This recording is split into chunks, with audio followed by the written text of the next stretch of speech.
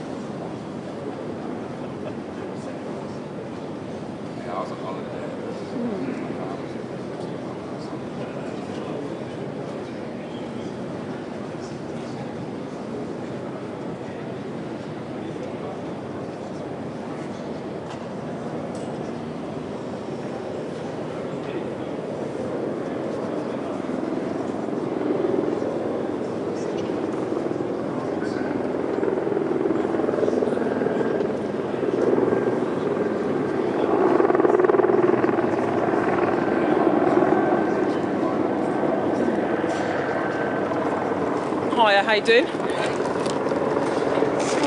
to see you.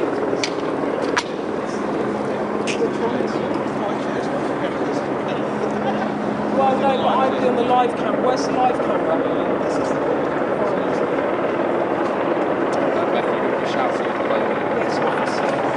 I was just checking, is that Yeah, you don't need to. That's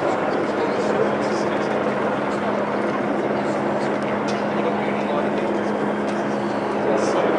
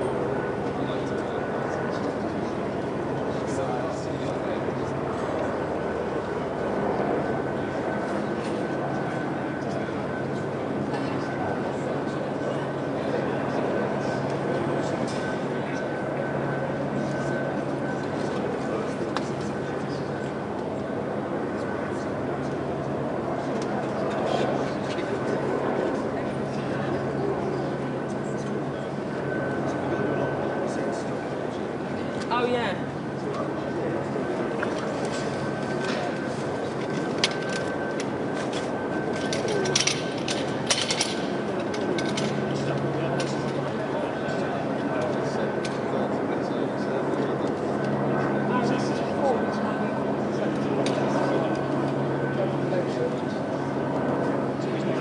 This is Matt. All those.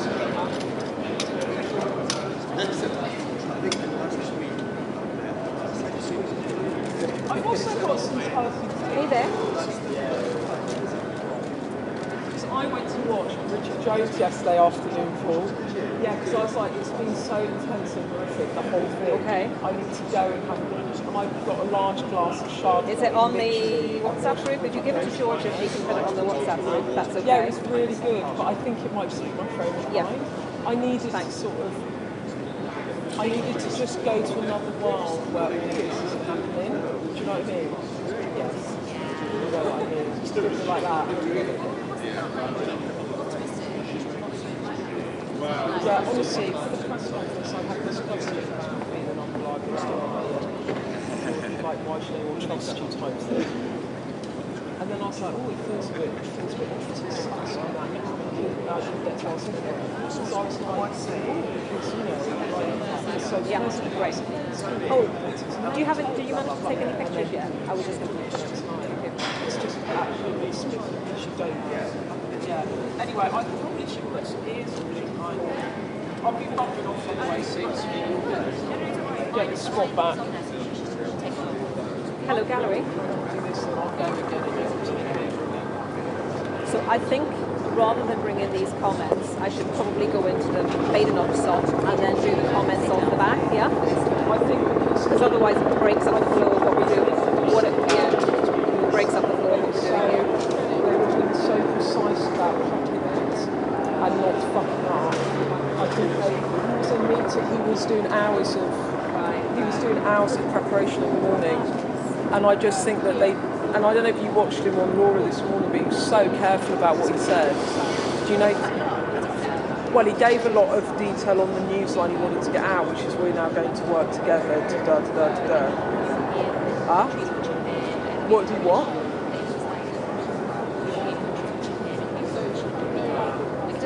Yeah, but that. Well, basically the Europeans aren't prepared to put a peacekeeping force in without US backstops, and the US is not prepared to put backstop in without them stepping up defence spend. So his job is to try and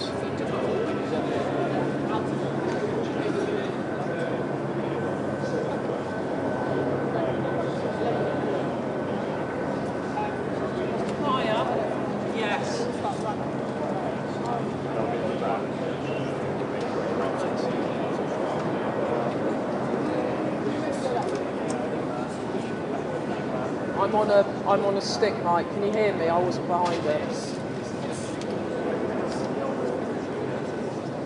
Okay, do you want me on I need to be on a lapel mic. And also, is that camera pointing up, and does that give me a double check?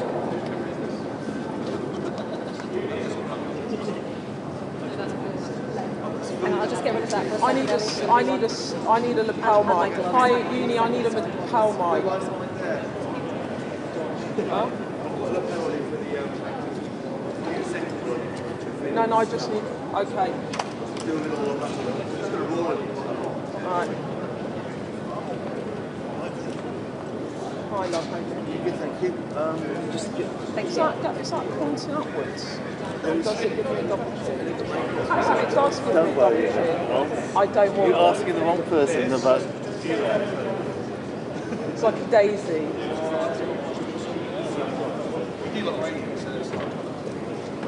Hello, lovely man. How are you? Thank you. Welcome back. Huh? That was chaos, wasn't it? Shut me out. Does that look weird? It's scary. Quite a lot, isn't it? Do you notice I'm wearing very bright colours again? That wasn't me, I didn't touch it. That is a good teal, by the way. I know, well, I need to get Macron to pop over for a chat. Yeah, we've got Digi and BTS stuff to do, so... You've got so much stuff. Can you copy this? Huh?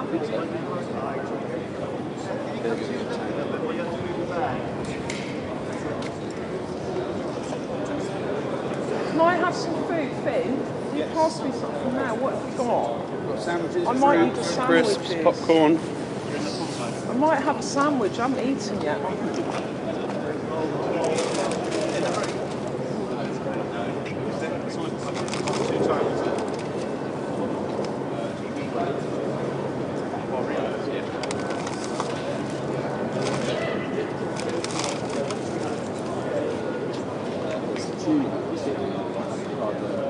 Well, which one do you want? I don't know, what do you think? What would you have out of those? Yeah, chicken.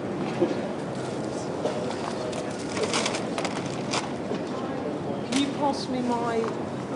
Oh no, I've got... Can you pass me my stool? Can you just bring me my stool? I'll put my stool there. Matt Barbette wants to know what Putin is sitting and thinking in the Kremlin.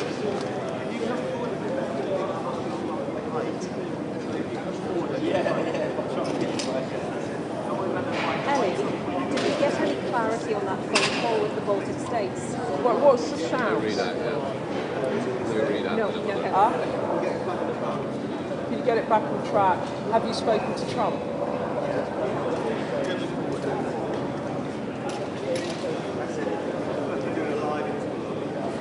Don't know. I think they should just get me up live and get me chatting now because they've got loads of talking heads on and I actually... Why don't you just get them to get me to chat into it a bit more? Yeah, Ben, so you're live at the end of this hour and then from the top, probably until below. Yeah, that's Are you producing? Are you the film producer today?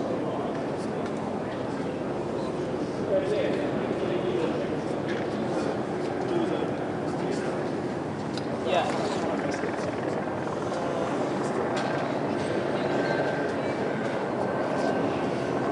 I think Trump are reliable allies, nice. Can you trust Trump? Can you trust Trump? Do you need to step up your security defence? I just do loads. I didn't feel there was enough shouting yesterday at Zelensky.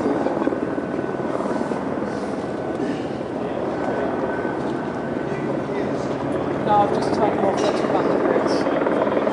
I'll take them out.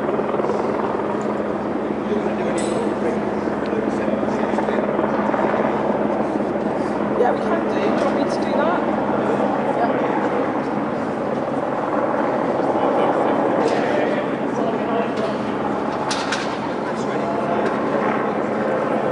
So Leo Storm was speaking on Sunday with Laura Ginsburg and also speaking to Laura was Kerry Bailey, the Conservative leader, who was asked what she thinks about Keir Starmer's plan in the UK and France to work with Kyiv to stop the war.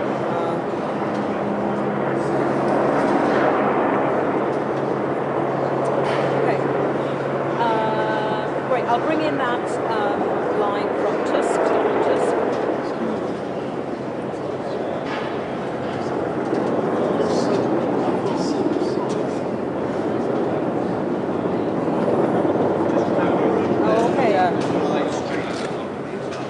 Ellen, do you have something, have you been sent something on John Swinney, presumably at the state visit? We already knew what they were saying. I personally think, what else did I talk about?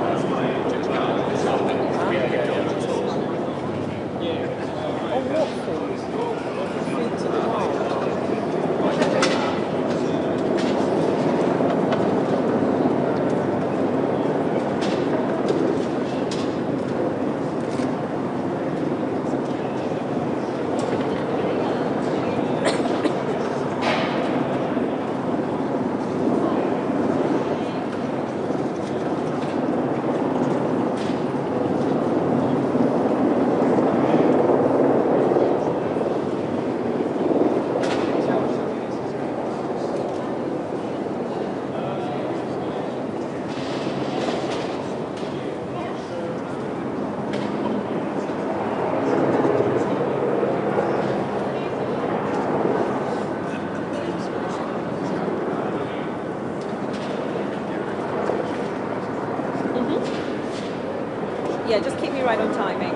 to do the Tusk statement first of all.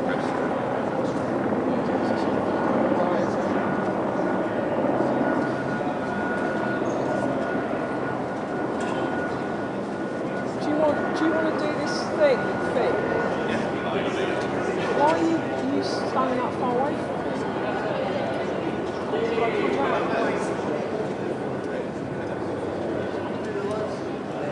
Like in 12 minutes, like no, we're fine. Yep.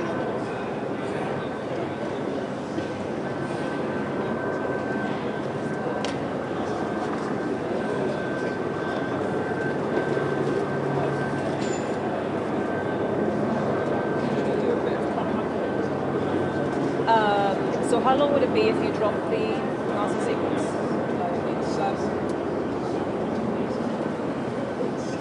It's 2 minutes. It's up to you.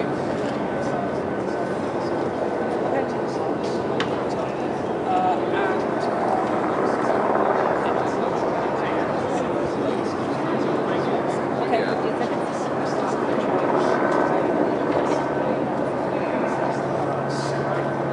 Presumably it's less.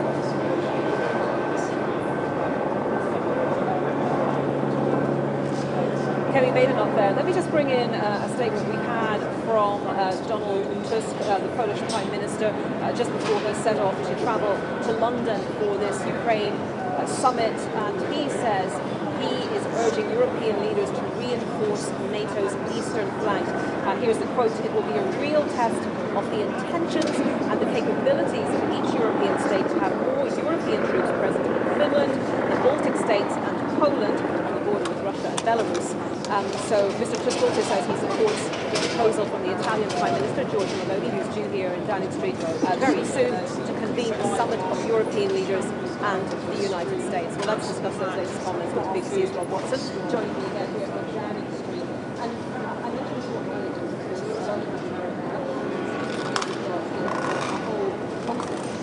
nations, different states, who will each have their own demands within that kind of overall aim of seeing what they can do to bring it to Yeah.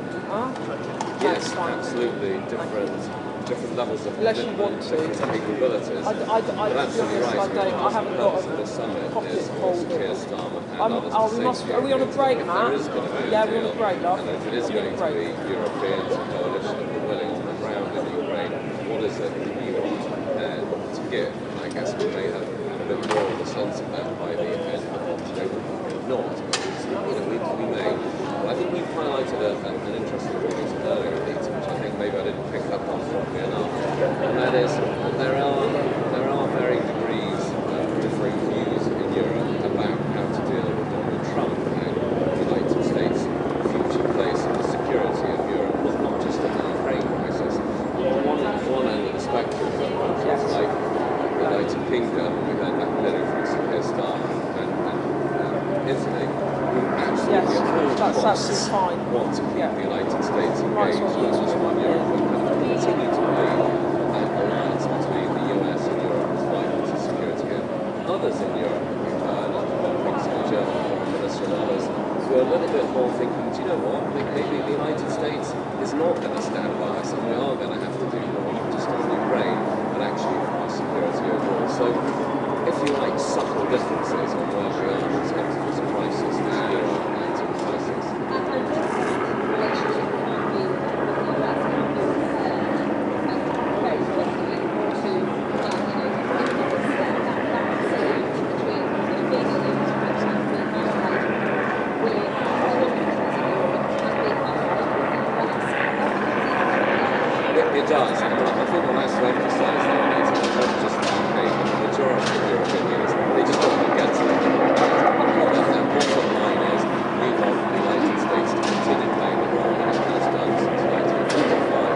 And I mean, clearly there are countries which are on the spectrum of, my goodness, maybe that isn't going to work, maybe we need to do more in general, but the immediate crisis is what do you do about Ukraine, what do you do if there's a deal, who is actually going to step up some troops against it? And you can see that, for instance, you can see when Giorgia Meloni, the Italian Prime Minister, was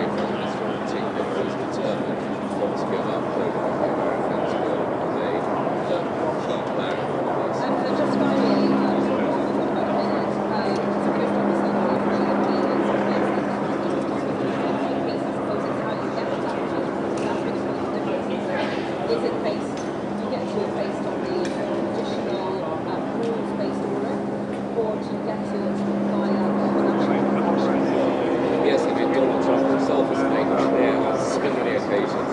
He said one of the first things he wanted to do when he got to the White House was to end the war in Ukraine. So yeah, nobody doubts that he wants a peace. The question is on whose terms, on President Putin's terms, or on Ukraine and Europe's terms. And really why this is a major problem, major build-up debt to the basis is that pretty much the first steps is that signs of the US and the Europeans disagreeing on who started a war, how to end it, and what relations between the West and Russia should be. Yes, that's right.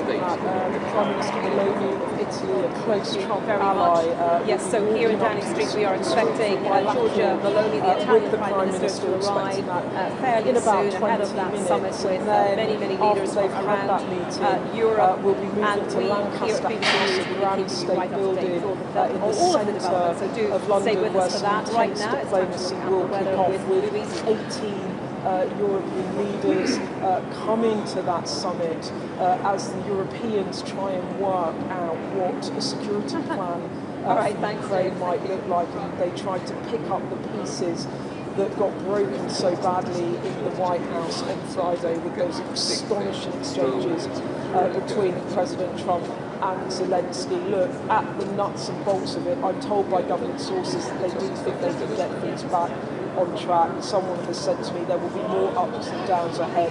We must keep our eyes on the prize. So there will be negotiations with the European about increased defence spending and what can they do with Trump and Zelensky all still to play for after the summit.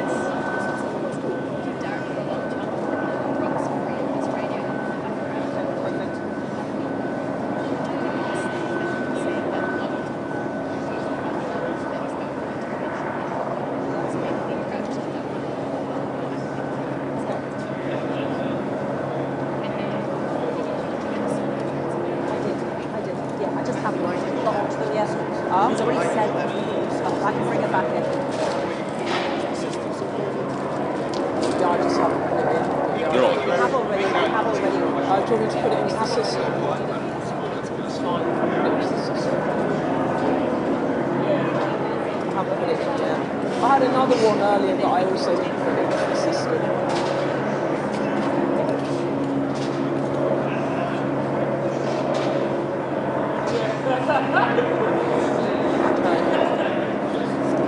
I will be shouting at Bloney. Sorry, I'm going to put it into the system now. Sorry about that. I sometimes forget to do that.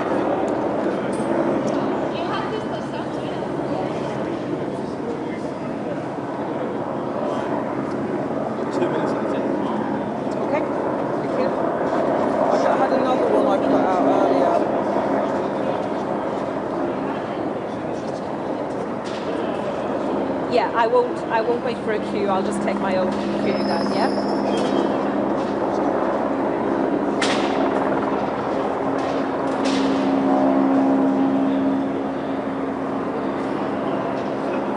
That implies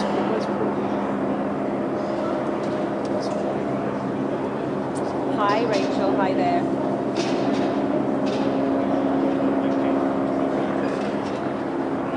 Guys, I do? Am I gonna be in vision? How are we doing it? Am I out of vision or in vision? No, but I'm just, when I'm doing a two-way, just so I know.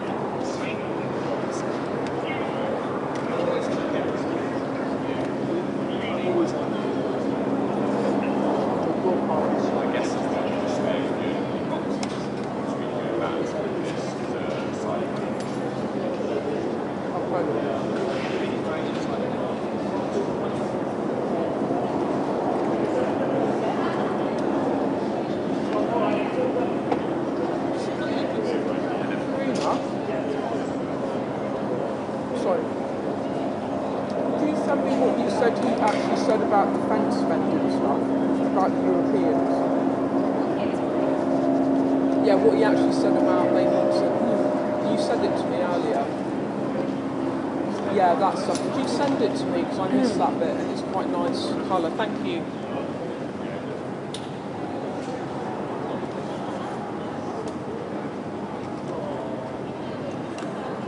live from London. This is BBC News. So Keir Starmer tells the BBC he will work on a peace deal with France and present it to the US to try to end the war in Ukraine.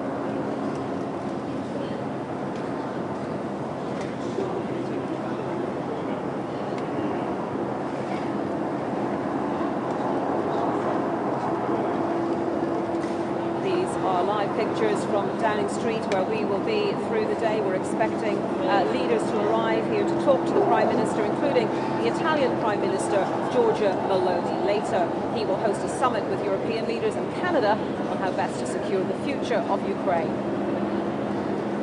President Zelensky will also meet with King Charles later.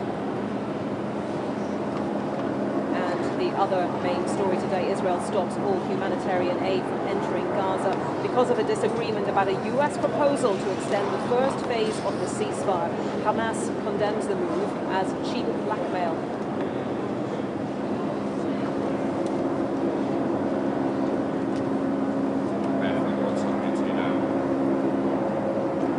Oh, thank you.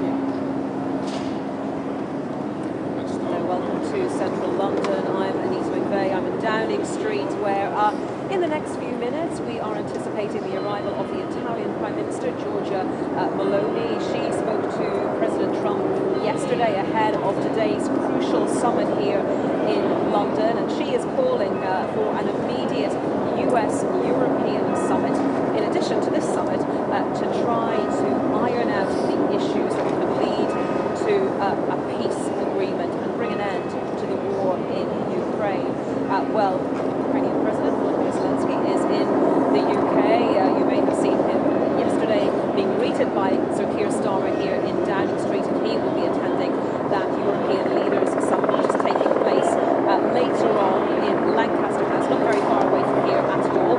The Turkish Foreign Minister is also in attendance, the NATO Secretary General, and the Presidents of the European Commission and the European Council will also attend. And earlier today, Prime Minister Sir Keir Starmer spoke to the BBC live on Sunday with Laura Kuenssberg, and he was asked for his reaction to what happened in the Oval Office on Friday between President Donald Trump and President Volodymyr Zelensky. Let's have a listen.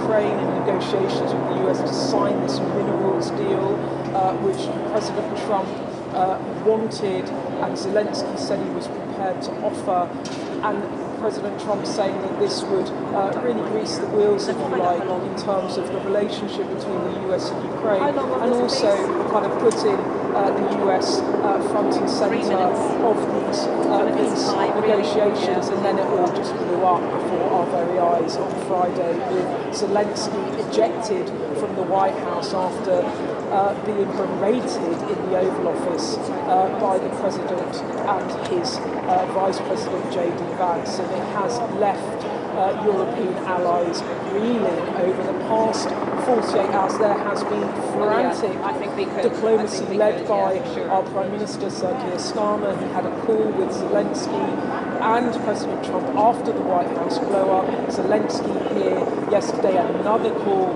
with President Trump on Saturday afternoon, as well as with President Macron.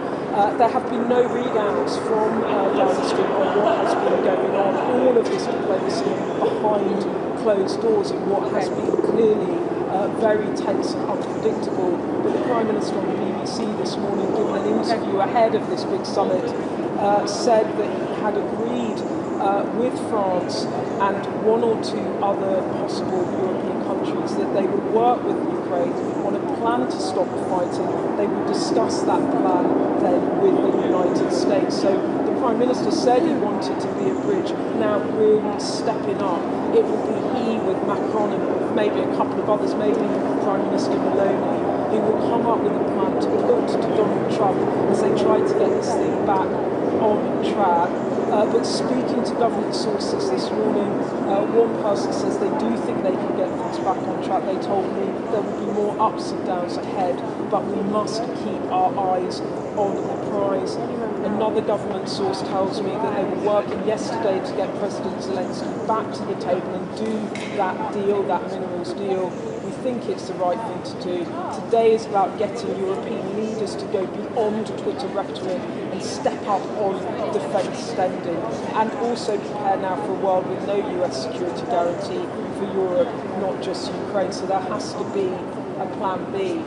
And look, at the heart of this, the Prime Minister will be demanding for more European security defence spending. There was a reason that he brought forward and scrambled together that commitment to lift defence spending ahead of the meeting with President Trump in the White House. President Trump has consistently said NATO allies need to up their defence spending.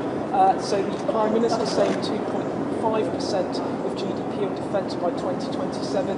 He will be calling very clearly for European leaders to step up. Quite simply, at the heart of this deal, there will be no US security guarantees without increased defence spending commitments from the EU, and there will be no EU peacekeeping force, or European rather peacekeeping force in Ukraine without a US security guarantee. So this is really chicken and egg, and it is falling on the Prime Minister alongside President Macron to try and patch this thing up, get the show back on the road. So it really is a critical meeting today of European allies. Okay, I'll just bring in a couple of lines before I...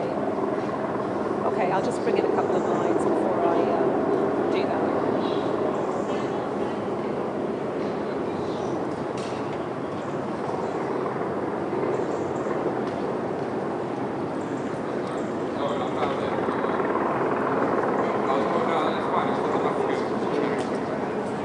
I think the thing about what's going on between Keir Starmer and President Trump, so just waiting for Prime Minister Malone, a bit of movement behind me. I think what's really going on here is, and you saw it in the atmospherics of how Keir Starmer approached questions about was he shocked to see what he saw in the White House. You know, being called on really to call out President Trump, he's just not going to do that. He kept saying no one wants to see this, of course it made me uncomfortable, and then he kept reverting to I just want to get this back on track, I want to approach, the main thing is lasting peace. He said that he trusted President Trump. Look, he just does not want to get into words and criticism because he knows that it will potentially destabilise things again. The thing about President Trump going into that White House meeting, that Keir Starmer understood because he prepped so well by all the Sherpas, the officials going back and forth, is Trump really deals in personal relationships with matters to him. He's not so big on detail, he's on how he relates and interacts with someone. And Keir Starmer understood that well, and the way he handled himself in those meetings, he said very little in the Oval Office, he let Donald Trump take the floor, he tried to flatter him, he gave him the invite for a summit of Charles, he understood that there was a way of trying to do a deal with President Trump, and he played his cards well. I think what happened with Zelensky was after quite a sustained period where it seemed to go well. Things were said by the Vice President, Zelensky reacted, Trump blew up, and suddenly all of that carefully orchestrated diplomacy carried out by European allies appeared to unravel. And I think what's happening now is the Prime Minister's trying to get it back on track. But look, in the Oval Office on Thursday, President Trump could not have been more charming, if like to our Prime Minister, and he was very positive about President Zelensky. He said things have got over recent weeks.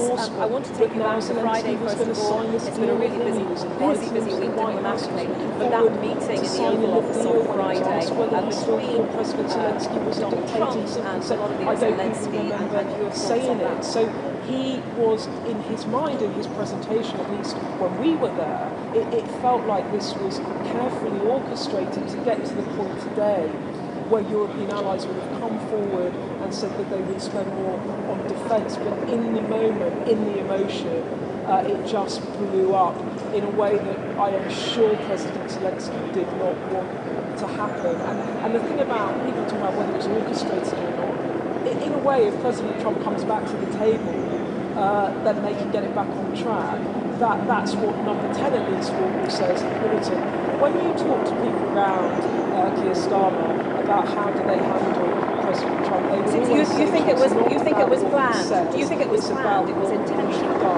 Many people out there really upset by the way Zelensky was treated. He's a wartime leader. You saw the compare and contrast how the Prime Minister dealt with Zelensky when he came to the street and embraced the Prime Minister, walked down the street. He had him into number 10, and it was a show of strength, if you like. But really what they care about is getting this back on track and dealing with Donald Trump. Because like it or not, at the moment, in terms of peacekeeping forces, the Europeans feel they need US support in order to put potentially troops in to maintain the peace. And also some of our defence equipment needs US technology to work. So whether or not the Europeans want to turn their back on Trump or Zelensky wants to turn his back on Trump, at the moment they simply do not afford to. There is a bigger, longer term question about how reliable a partner the US is under a Trump White House. Yeah, Keir Starmer saying he doesn't want to get caught up in the outrage. He wants to get on with coming up with a plan. But when this summit in London today was first set up, they were hoping that the meetings between Keir Starmer and the French President, Emmanuel Macron, also in Washington this week, would really lay the groundwork for what they were doing here in London today. However, they now, in addition to what they had hoped to achieve, have got to also work out how to repair that US-UK relationship to a certain extent as well. I'm just looking to see if it's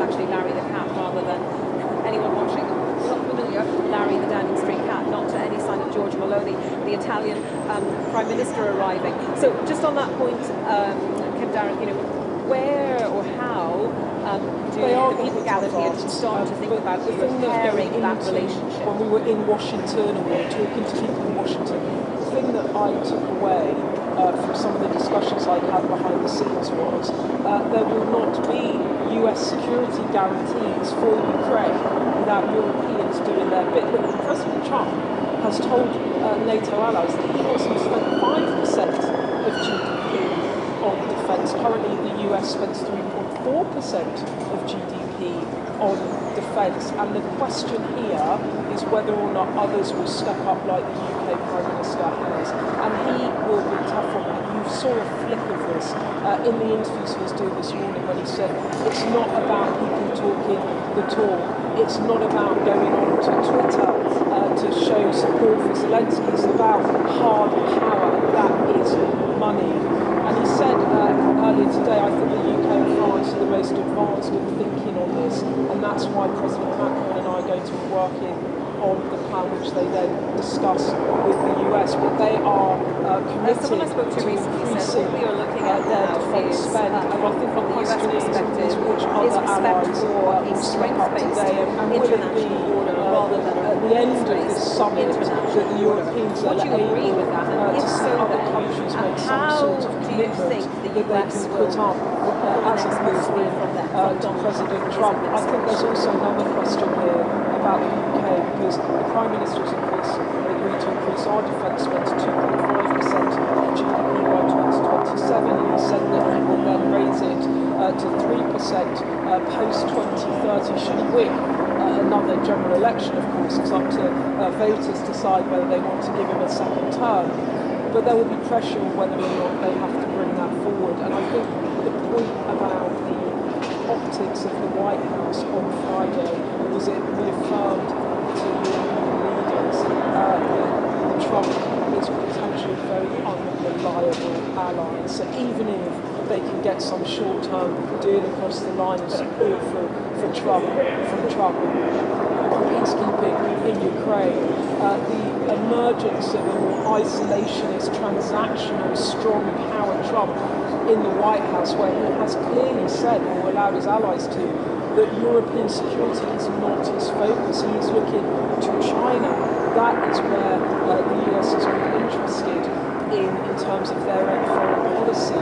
It's a message to the Europeans. You cannot rely on the relationships that have governed our international relations and approach to foreign policy for the last 70, 80 years. And so there's a much bigger question here about how Europe responds. Look, after On the point fall two, of you the mentioned there, do you think Donald Trump can be persuaded Europeans took a piece of it, if you like. They agree to stopped that investing security, in defence because they didn't think they needed to.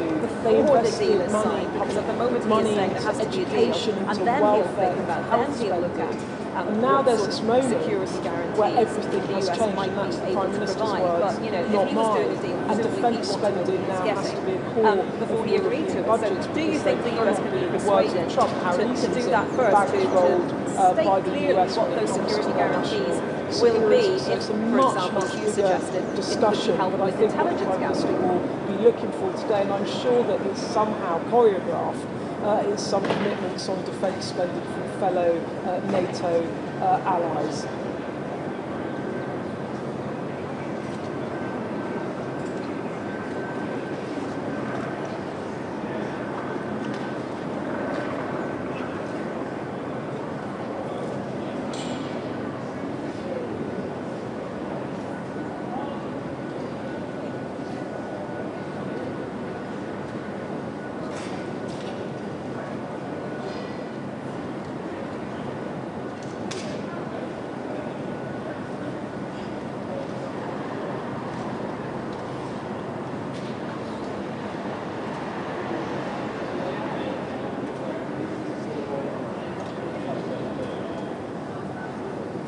I think the element of this that we haven't spoken about much at the moment is about how confident is Trump that Putin In terms will of actually come to the secrecy, table. if, What really as struck me at Poland's the Prime press Minister conference with Donald the Prime Tusk Minister on was Thursday suggesting in the East Room of he the White hoped to House get out of this was when meeting Trump today, said and this that deal would be will happen a very promise quickly of or more not at European all. And troops as the on the Europeans and the borders US with Russia talk and amongst Belarus themselves in areas about like the security Baltic States guarantees for and so Ukraine or forth. anything You steel know, if that was or to be what put they into can or place, can't do you think it would be provide, more likely what that Trump Donald is Trump would trying to say, do is you get know, Putin to yes, we can the move table. on these security And what I think is sort of not said much but might be going on behind the scenes is that Trump needs Putin to come to the table.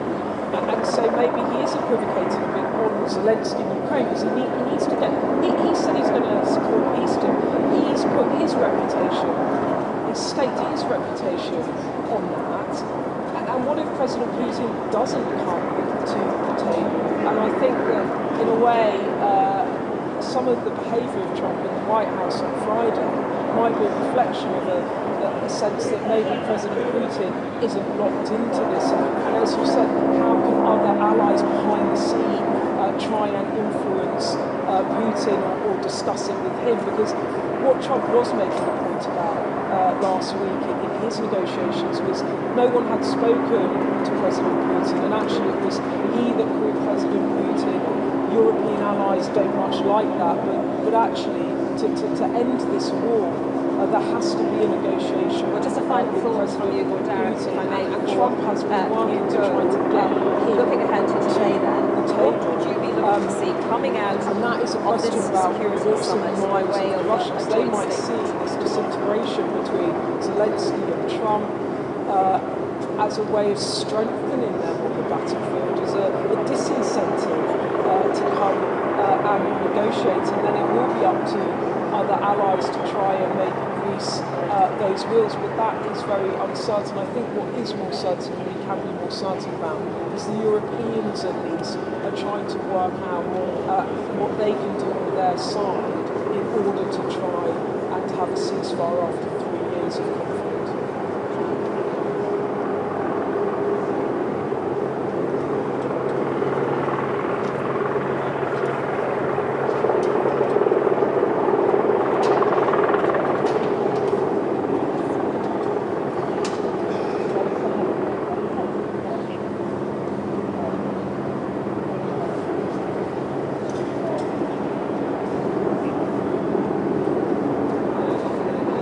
Well, you speak from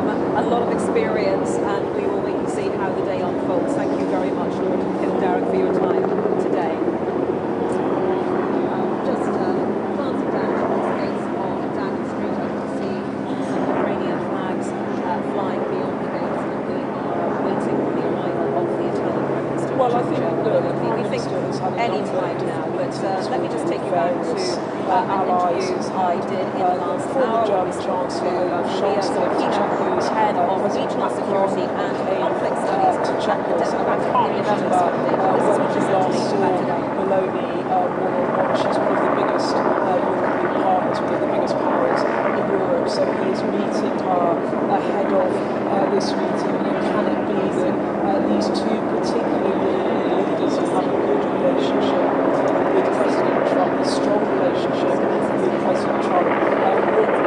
What did she do to help? It was interesting. There were reports of Meloni had appealed with President Trump in the last couple of weeks. Her argument to him was President Putin is President Xi of China is not Putin. I think they're coming in, so I'm going to cut out. Meloni is the microphone, right? I think, yeah? Do you want to come out of this? Can we come out of this?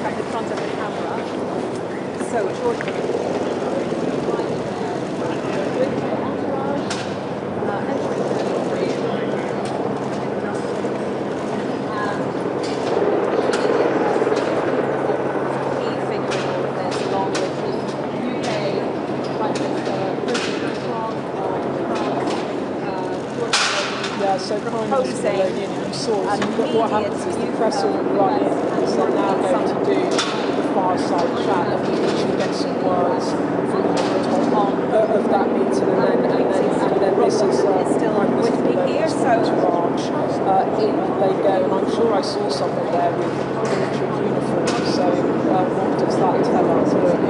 This is a big summit for the Prime Minister. If you just step back from this is a Prime Minister leading a country that left the European Union in Brexit, and now he finds himself at the heart of these negotiations, the deal making, like between European countries, in which the UK for a few years was sidelined from the talks, but this unique position that the UK has as the bridge between the US and the UK, particularly with a Trump White House. It was effective under President Biden, who would often go to Germany and France over the UK, but this is a White House that doesn't much like the European Union. It's threatening tariffs in the European Union. It doesn't particularly favour the NATO alliance, the security alliance of European countries and Canada as well. And the Prime Minister finds himself in this position where he really is becoming,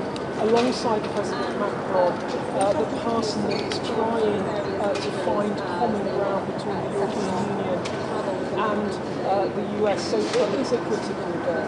and it is quite, if you stop for a moment to think about it, normally it is the US that lead these types of negotiations. And now we find ourselves with the Prime Minister saying this morning that he and President Macron, alongside one or two others, will be putting together a peace plan for Ukraine that they then put to the US. Now, just step back for a moment and think about foreign policy for decades. That is not how business has been done between allies over many years and successive White Houses, and that really reflects the gear change that we now have with President Trump in the White House as the Europeans step up and try to take the lead and try to persuade Donald Trump to come in behind them rather than lead them when it comes to foreign policy and defence. Yes, absolutely. I mean, in the first instance, it's how do you keep the US engaged, and then you have all of us wondering, well, what do they do if they can't be contacted? Donald Trump wants to do a deal with Putin. It's not acceptable to downstream and others. Okay. We will be looking for lots of signals throughout the day as we hear more from that summit, and we will keep you right up to date here on BBC News. So do stay with us through the day from Downing Street. Do signals. Yeah, but the difference here is when it's Italy first or America first is that this is a Russian aggressor on the borders of Europe. And what no European leader wants is for this war to spill out beyond where it already is. And there is a difference there because, as Zelensky himself said to President Trump on Friday in the White House, there is a sea between the US and Europe. When it comes to European leaders, there is but a border, and there is Russian aggression, Russia invading a sovereign nation, nervousness from other European partners, Ellen, can I and just make Meloni sure and other European leaders, they now have to work out how they deal with not just the Ukraine problem, but a problem for the whole of European continent. And so Meloni will have to decide the extent to which she will step up. What we already have, what we know, is that certainly France and the UK are prepared to put troops on the ground in any peace deal to police the border between Ukraine and Russia. And I think the questions today will be to what extent can European countries commit to increase defence spend, but also what might that army of European troops look like, because they can't be European Union and they certainly can't be NATO troops. That would provoke Putin more. European countries individually, now is the moment where they do need to step up, and that's what the Prime Minister will be pressing them on today.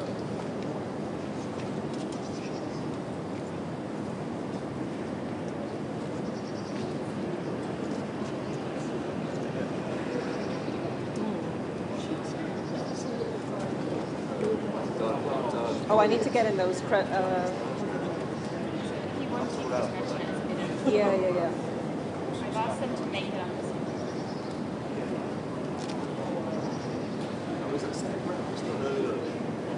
Just breakfast. I haven't done it.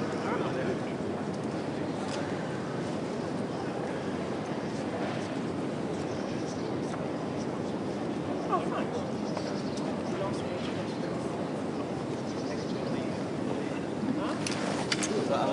Yeah, I'm just going to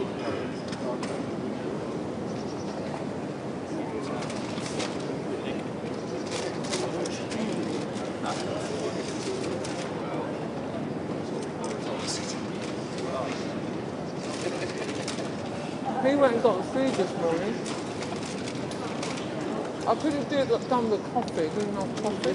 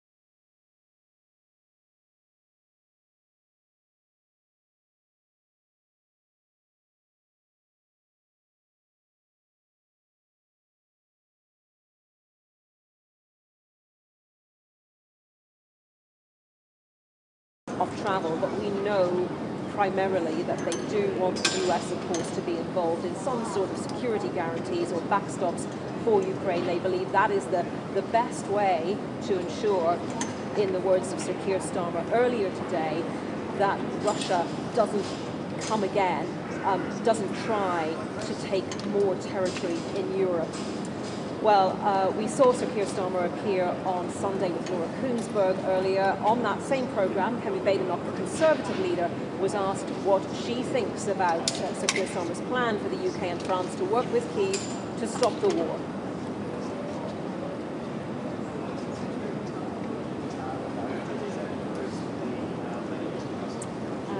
Rob is here, yes.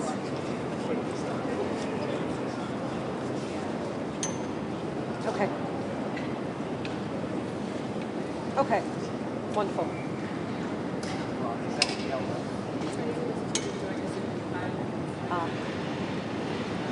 Okay. Yeah. I'm also keen just to, if someone can pull me up the latest comments from Carl Bills. Just, okay. Oh no, that's okay. That wasn't for you. Thank you. No, it's fine. Thanks, Rachel.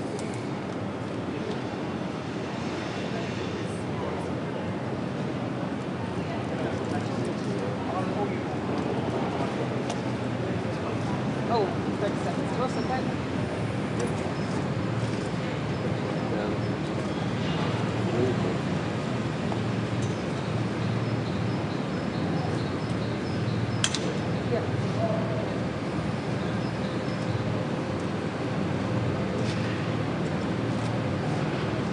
Will you wave to me, Ellen, at the 7th time there that I need to...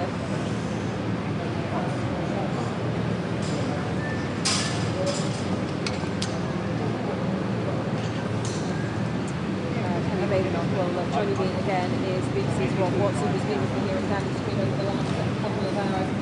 Rob, I'm just looking at some comments from the Russian perspective. Some of these are also the level of some for the Ukrainian spokesman, Peskov. And one thing that sort of stands out is where they talk about how the US administration's foreign policy figures coincide with the Russian vision, quote, to a large extent. And of course, that is a question that all the leaders of some of the London will have to tackle today. Well, the first thing to say, Anisha, is that it's just astonishing, right? I mean, that the Russian spokesman would be saying that after everything that's happened these last 3 years, where, for example, under President Biden, the United States was four square behind the Ukrainians and was constantly describing this as entirely Russia's fault. This was an illegal invasion and the end of the war by Russia, accepting that, and indeed that has taken the view that some of the Russians involved may be guilty of war crimes. I mean, it is, I just say it because just to emphasize the astonishing turnaround in events, and what the Europeans here are struggling with, which is, do they fundamentally see the war in Ukraine, both its causes and how you end it, in a different way? And we haven't heard a great deal of context about why he takes that position. It's certainly been asked. It was asked in the overall press conference during the week, why do you trust President Putin? And he's really answered that question. No, although I watched all of those Oval Office events very, very closely. And there was perhaps one moment where we had a bit of a clue. And that's where, like I said, it went back beyond President Putin, the cause of this war. And what I understood from what the President said, just that sort of phrase that we're going back that far, is that he may be one of those who buys into the Russian argument that is everything that we're seeing now as a result after the end of the Cold War, that the West pushed up too close to Russia, pushed up too close in terms of countries like the Baltics joining NATO, the European Union pushing up to Russia's borders now. Most people would say that is, a lot of people in the West would say this is crazy, right? The EU, NATO is not a threat to Russia in the way that Russia says it is, given by and large the European Union is one of the great herbivores of history. But it was really fascinating that President Trump had gone back that far, suggesting he has some sympathy for that Russian viewpoint, that it was all about the West encroaching encroaching on our space. And is this American isolation being around because it keeps talking about America being far away from what's happening in Ukraine, what's happening in Europe about that, the crazy reasons that great big beautiful ocean between us. Do you think there are any people around you, you spend quite a lot of time in Washington, do you think there are any people around you who are saying, actually, this does matter to the US, because if things get worse here, if President Putin does try to come again and return to Europe, that will affect the US too? It's a fascinating question. I mean, previously people had said that maybe Secretary of State Rubio was one of those who still, if you like, harbored that traditional US view of the world, which was shared by Republicans and Democrats alike, which is, we have to maximise our power by strengthening and preserving our traditional alliances, so with the Europeans or with the Japanese. But I mean, if you think about what's happened since that extraordinary bust-up in the Oval Office on Friday, I mean, most of those close to Donald Trump and around him have backed him all the way. But it's interesting the point that you raise. I mean, Donald Trump in many ways goes back to a time before the Second World War. There was a strong streak of isolationism in the United States that we don't need to be involved in these places with that mystifying, terrible, brutal conflicts. We can be apart from that. We have an ocean. And I think when you will have listened to many of those White House press briefings as well, when questions have been put to the press secretary about the situation with regards to Ukraine, we keep hearing her say, apparently keep hearing her say that the president promised that he would end this war and that he's going to save the American people money. And that is a big part of the bottom line for the US, saving money. Well, it's certainly in terms of the way Donald Trump sees the world, rather than political promise, right? I mean, as you said, I went through the campaign saying, if I'd been president in the first place, this war would never have happened, but if I am elected president, I'm going to stop it. And he always cites two reasons. One is stopping of bloodshed on both sides, but also about the loss of US economic treasures and his military security. How that will continue to play out in the United States, what polling is saying, and what's going on with the American people. So I think what they tend to suggest is that it breaks down partisan lines, that one of the people that voted Republican will actually think, yeah, good on us to the president, let's get out of Ukraine, let's get out of all these commitments. Whereas those who voted on the Democrat side are on what is happening to America's place. Thank you very much. Well, George Maloney is still inside the number 10 Downing Street talking to Sir Keir Starmer. A little while ago, we also heard from Andriy Zagorodnyuk, distinguished fellow at the Atlantic Council's Eurasia Center and the former Minister of Defense of Ukraine.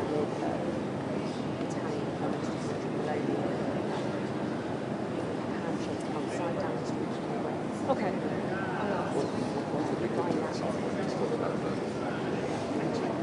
Downside risks. Downside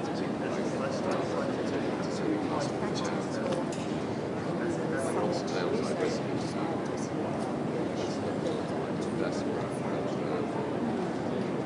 Well, there are going to be something to say for a party for this half hour. Pick up. Yeah.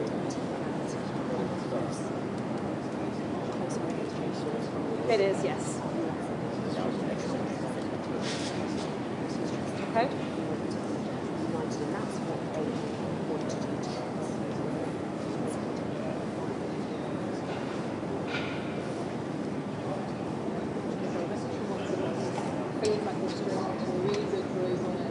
Oh, which boss is that?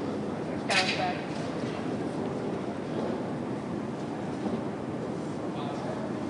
Good move.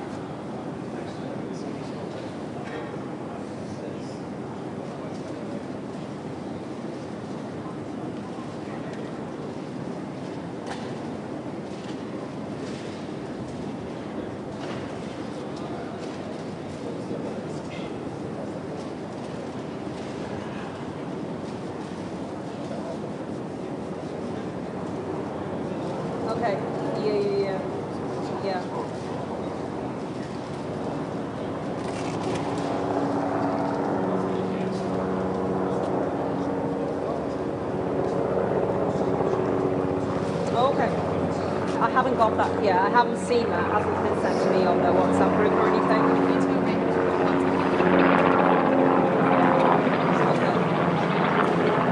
So there's a very strong picture. Read it back to me again, Rachel, sorry.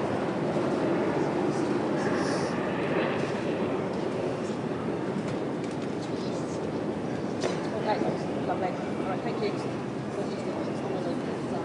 It's very important to avoid the risk of the West dividing. Start with that anyway. Yeah. Which leads us on to the general themes for next year. Yeah.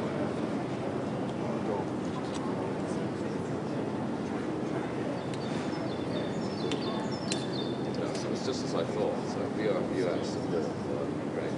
Overall, 30% of American adults say the US is providing too much support to Ukraine.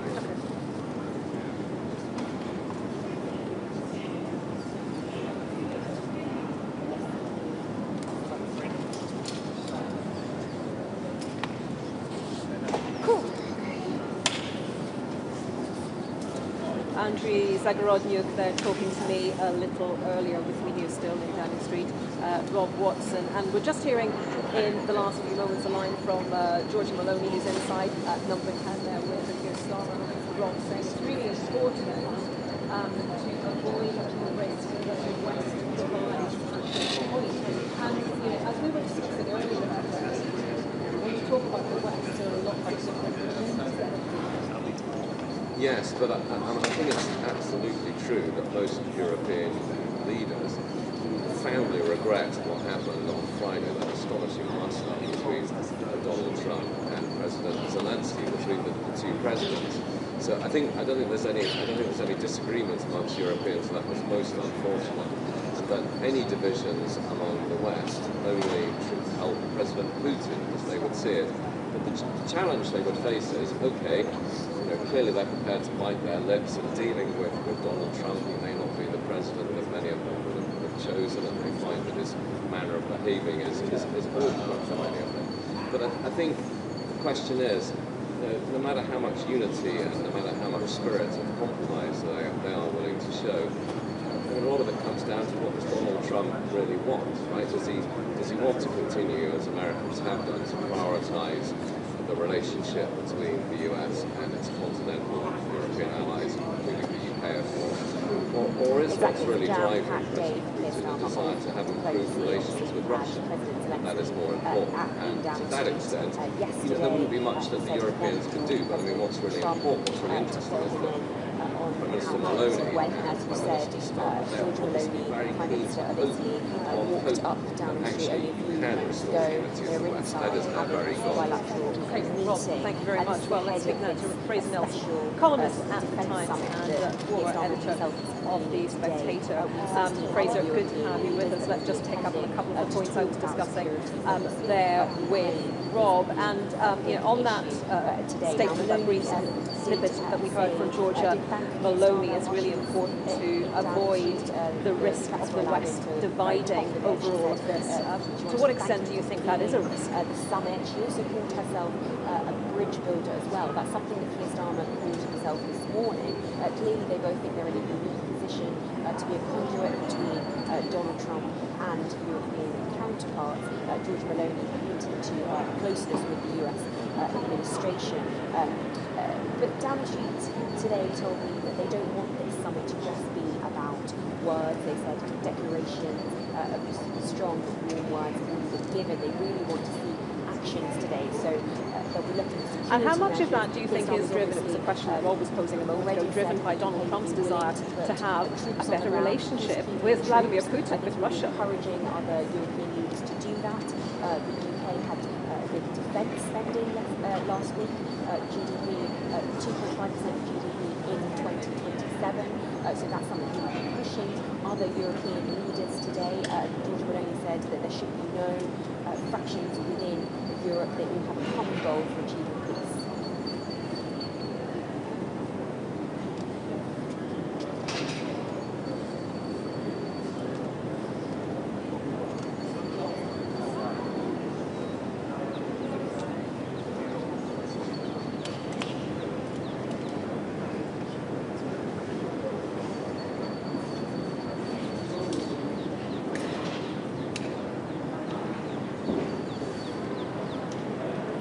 What do you think the European leaders gathering here in London today need to come up with? Obviously, they're a little bit further back than they hoped to be because of events in the Oval Office on Friday, but they've got to, look at trying to repair the relationship with the US and see how they can move forward productively.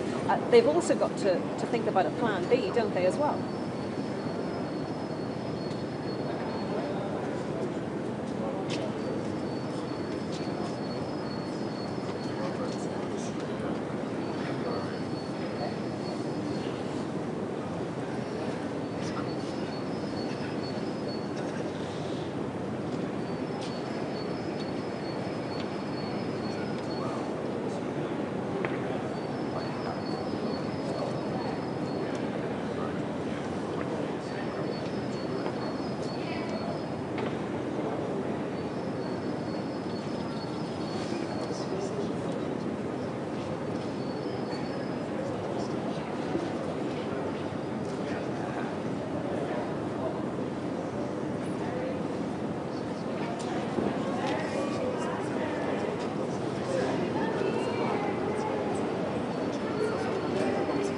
Fraser. Okay, Fraser, we are out of time, but thank you very much for joining us on BBC News. Fraser Nelson there, and of course we will be doing our best to find out what is going on behind the scenes at that European summit today. So do stay with us for all of that on BBC News.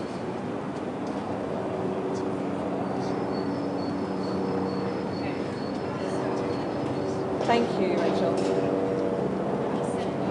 Oh, this is interesting. Poland. So it's the same thing. So I sent him a note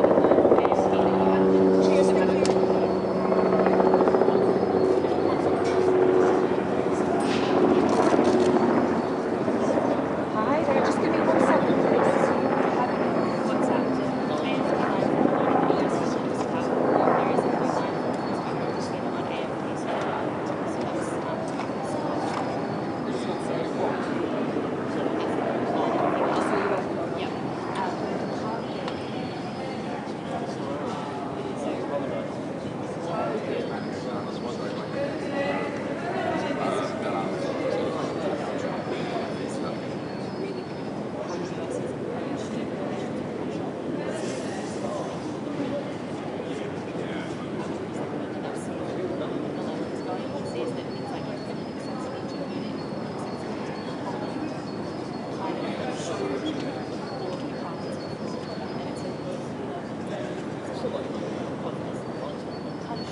But my hands are too numb to show write. that the Tory really didn't know how to manage pen diplomacy with Russia. And that was like really unexpected.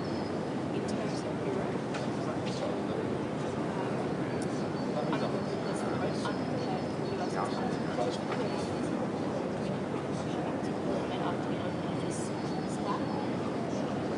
And on Europe, it says that a deep strategic rethink is underway. But what that looks like just remains to be seen. Okay. No simple answers, but there's like no way back to it. No simple answers, but like no way back to it. No, I think it comes out.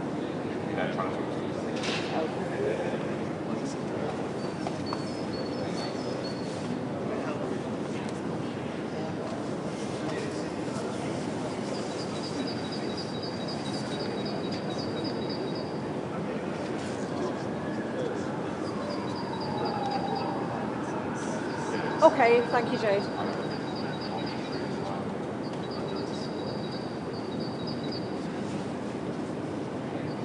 Okay. Can I get on the WhatsApp chat? Let me just see if it's there. The list. I need the list on the WhatsApp chat as well, please, so I can see what's coming up. That'd be very helpful.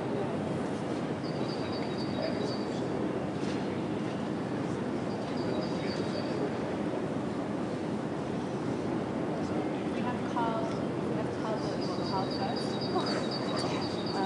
Yeah. Or whichever way around, whoever's there. Yes, indeed.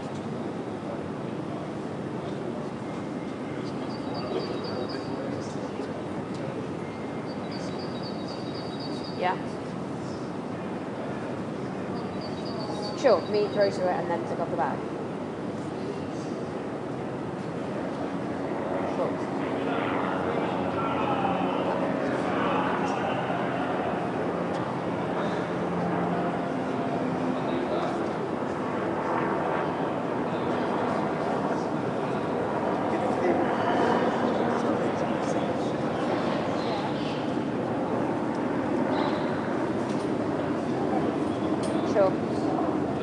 Sure.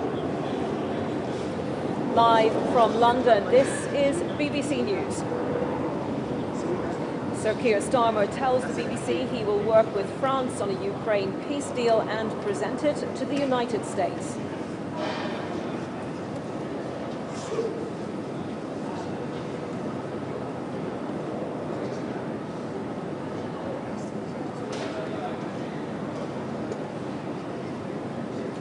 In the last hour, Italian Prime Minister Giorgia Meloni arrives in Downing Street to meet Sir Keir Starmer before this afternoon's Leaders' Summit. In the coming hours, President Zelensky will also meet King Charles.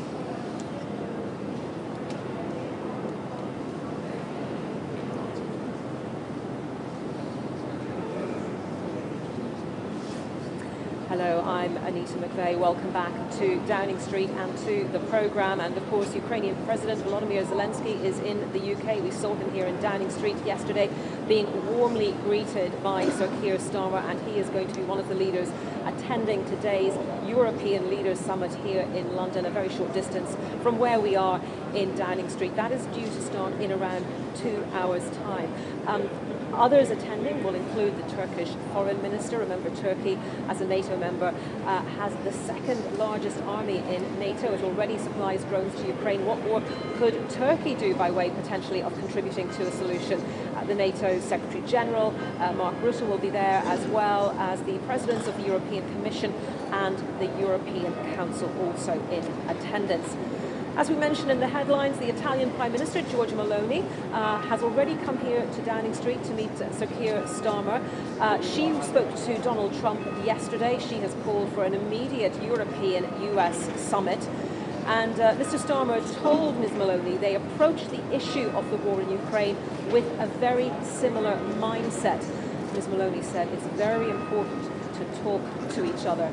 And looking ahead to the summit, she said, we are all very committed about a goal that we all want to achieve, which is a just and lasting peace in Ukraine. That's a phrase you hear a lot from the political leaders here in Europe, isn't it? A just peace. She said, I think it is very, very important that we avoid the risk that the West divides. I think on this, the UK and Italy can play an important role in bridge building. Well, earlier today, Sir Keir Starmer spoke to the BBC Live on Sunday with Laura Kuenssberg programme. He was asked for his reaction to that extraordinary meeting in the Oval Office on Friday between President Trump and President Zelensky.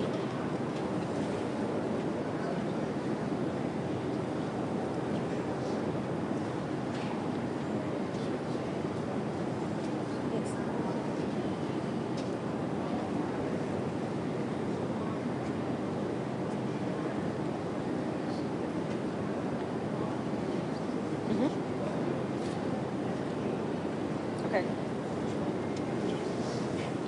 Okay.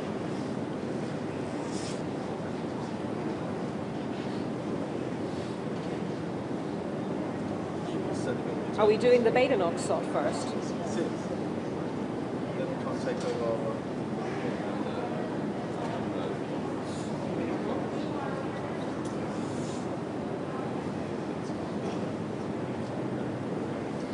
Yeah, exactly. Bridge building was something that Keir Starmer himself actually said this morning. They both see themselves as this conduit between Donald Trump's administration and European leaders. But Keir Starmer today has placed himself in the centre of these global discussions about Ukraine's future, convening this special defence summit here with 16 other European leaders. Now, obviously, this is all thrown into doubt, all these conversations, because of that Oval Office meeting on Friday with Zelensky and Donald Trump, that Keir Starmer said today that no one wanted to see that. He was watching in Downing Street when it was happening. He said he took to the phones. That was his response, trying to forge diplomatic ties, and that's what we will see a bit later on, to try and get back to the central purpose, he says, of a lasting peace. Now, peace will come through a deal. Shaping the contours of that will have to come out today. But we did get a bit of a roadmap of where Keir Starmer wants discussions to go today. This is what he said in an interview earlier this morning.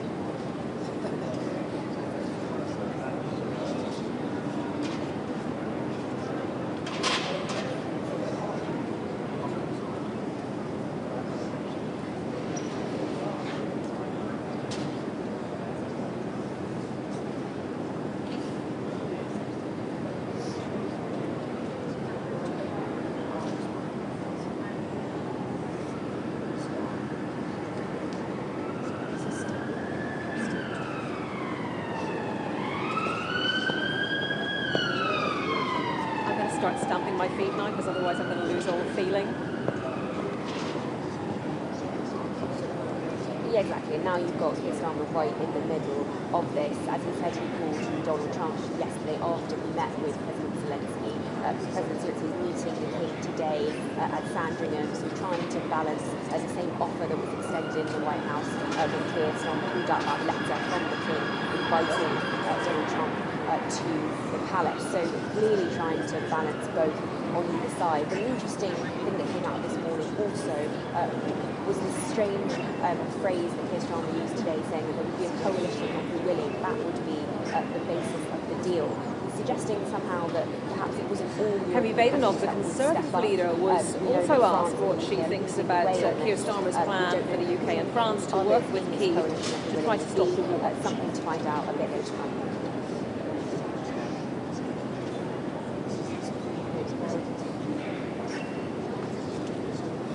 Yeah. Thank you.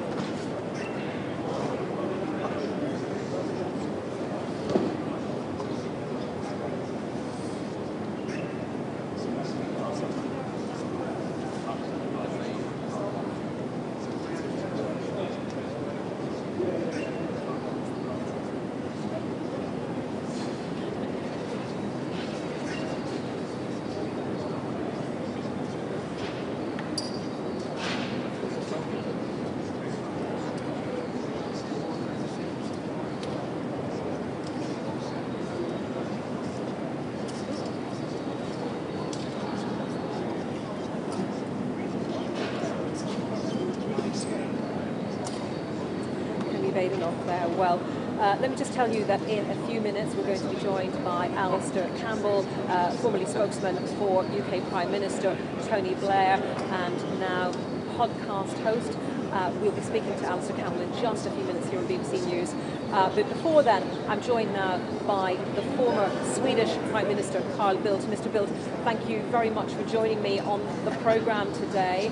And I know that you have been highly critical of the way the US conducted that meeting in the Oval Office with President Zelensky on Friday. Just take us through your thoughts since then about what happened.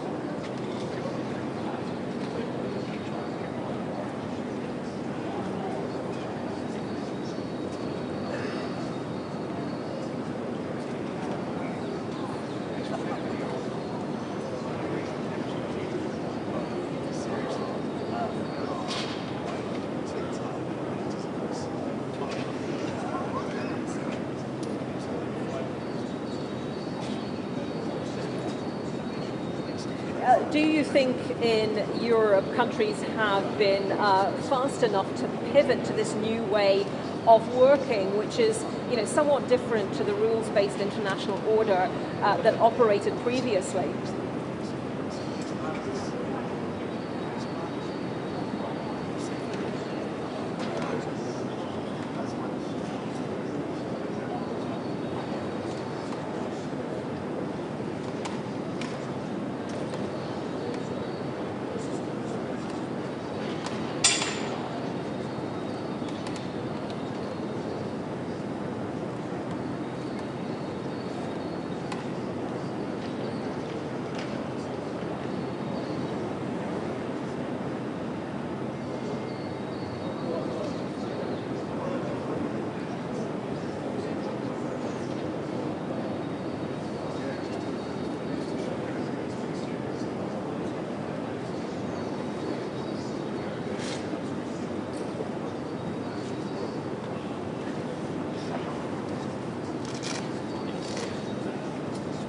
Yet,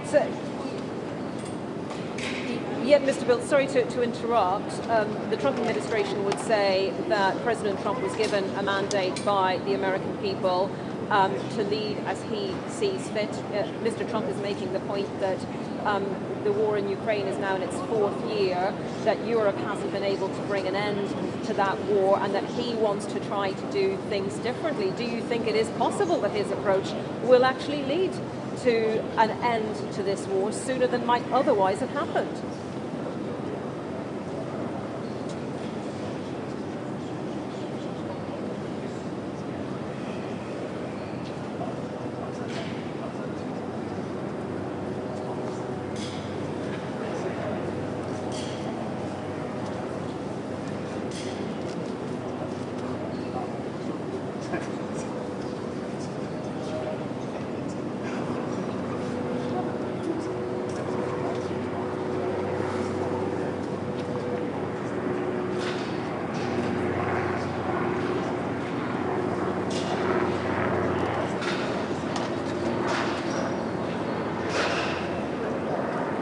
So for the leaders gathering in London today for this Ukraine summit, do you think a deep strategic rethink is required? We know that they want to also try to reach out to America to try to repair relations with America, to try to ensure that the US is involved in some sort of security guarantee going forward. But do you also think that alongside that, Europe needs a strategic rethink of how it does things?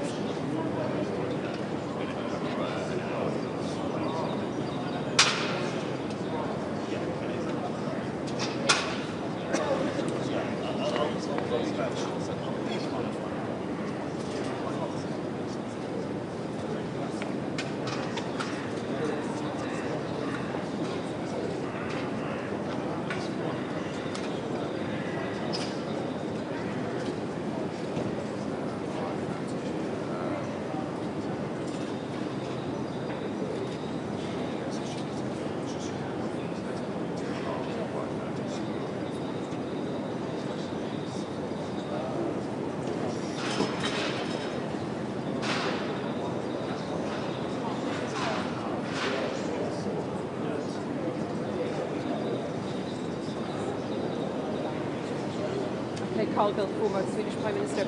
Really appreciate you joining us on BBC News today. Thank you very much for your time.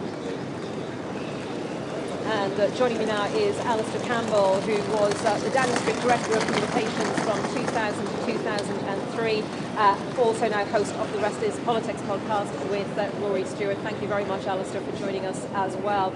I was watching your discussion with Rory Stewart late on Friday night, and obviously after what had happened in the Oval Office, and your reflections on that as well, because I think it's something that everyone is still wanting to discuss and to try to understand how that might inform what is happening today here in London.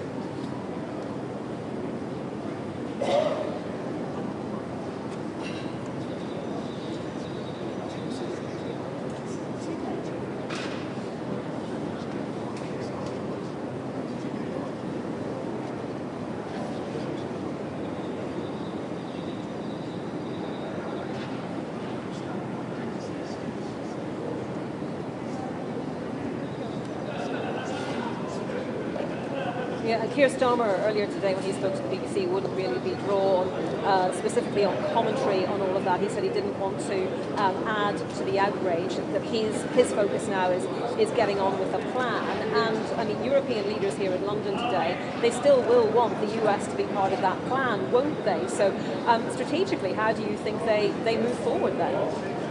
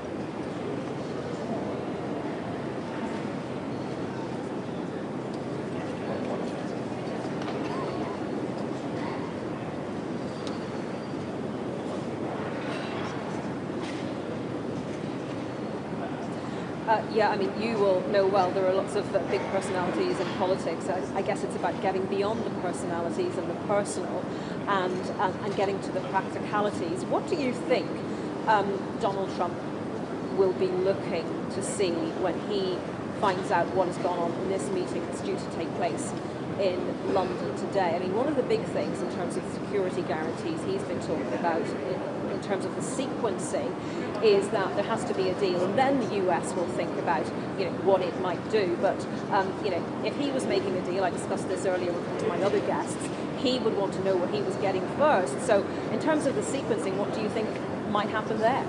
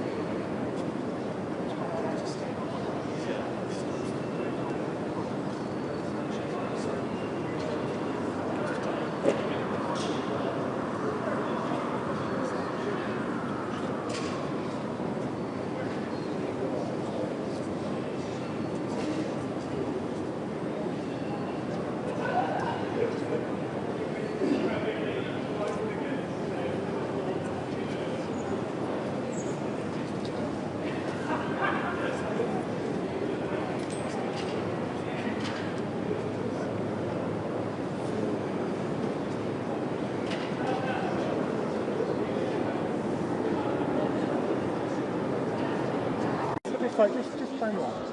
What would you like to do? Yeah, but it says it feels like the departures are needed, so we're doing it. Yeah, so I'm worried. Yeah, but